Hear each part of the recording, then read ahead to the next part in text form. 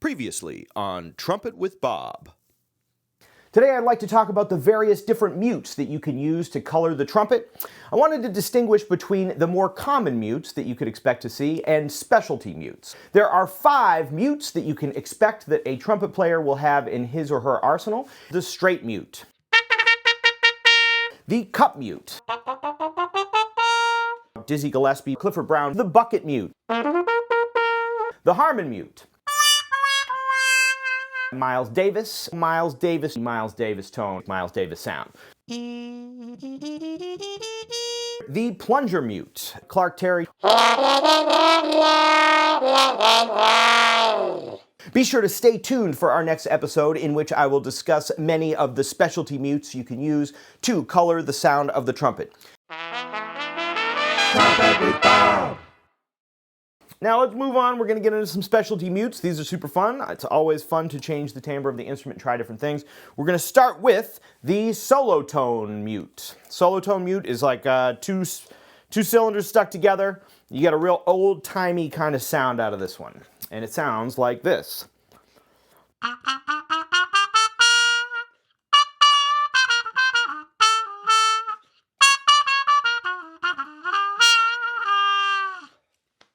So if you're trying to write something that sounds like it came out of 1920, you can get a nice little sound out of this Solotone Mute.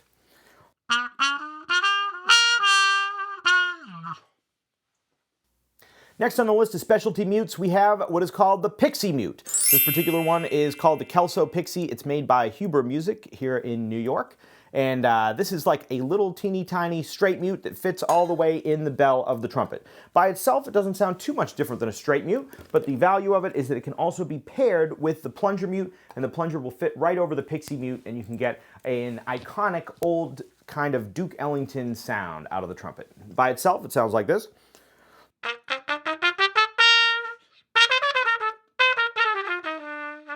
But with the plunger added, you get a little bit of an extra color to it.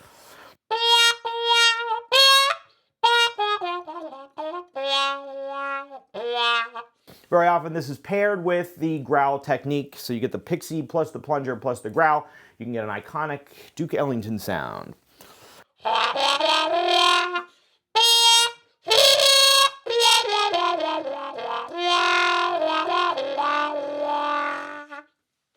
There you have it, the Pixie Mute.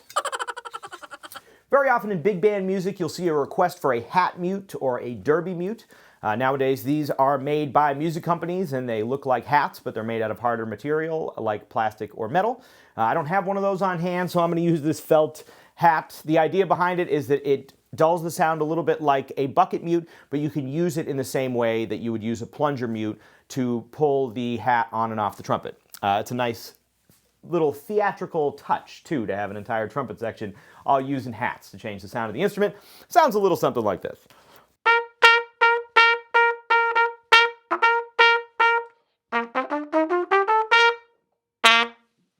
Very often it's used just to change the volume of the entire section as you go, and it's got a nice little color to it, and once again, a nice little theatrical flair.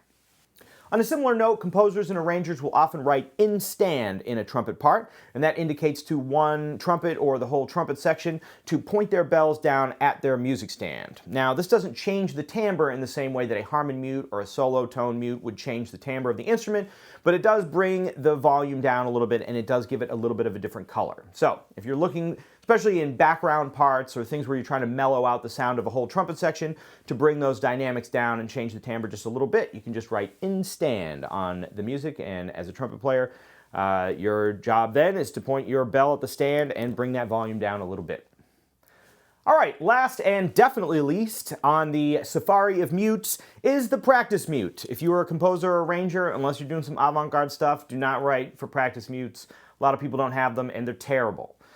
This is practice mute. The whole point of having a practice mute is if you live in an apartment building and you've got thin walls and you need to practice at night, or you're trying to practice on an airplane, or you're trying to practice while your wife sleeps, or you're trying to practice and not wake up your baby or your dog or your friends or whatever, you've got a practice mute. You can play your scales late at night without aggravating anybody. Except for yourself. These things are very stuffy, they are hard to play, they're very quiet, it doesn't change the sound of the instrument in any way that anybody likes, and mostly they're just for purely pragmatic reasons. But just for fun, I'll give you a sense of what this sounds like.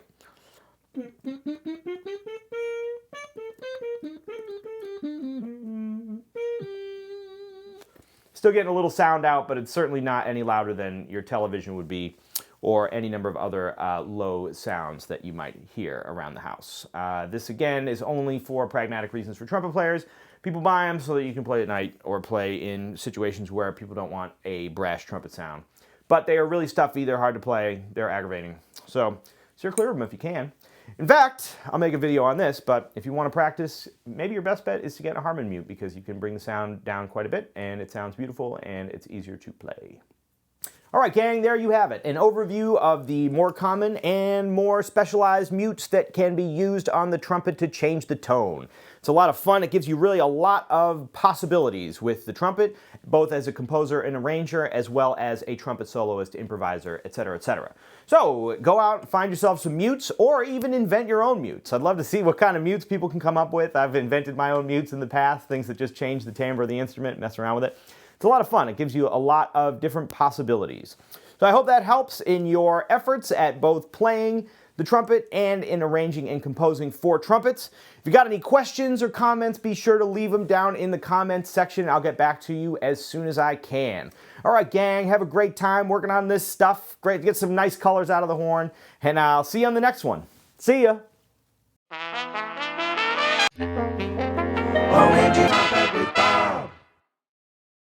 Alright friends, thanks so much for checking out this video. I hope it helps in your pursuit of the majesty of musical self-expression. If you like what we're doing here, please like this video and subscribe to the channel. Big thanks to all the new subscribers. We really appreciate your support, and we're going to keep putting out some new videos for you. The Ridgewood School of Music is now accepting new students for lessons online as well as in person in the Brooklyn, Queens, and greater New York City area. You can find us on our website at www.ridgewoodschoolofmusic.com, and you can send us a message, and we would love to help you achieve all of your musical dreams.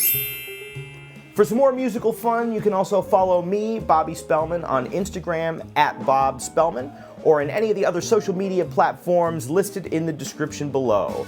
Thanks again for checking out this video. Happy practicing, and we'll catch you next time.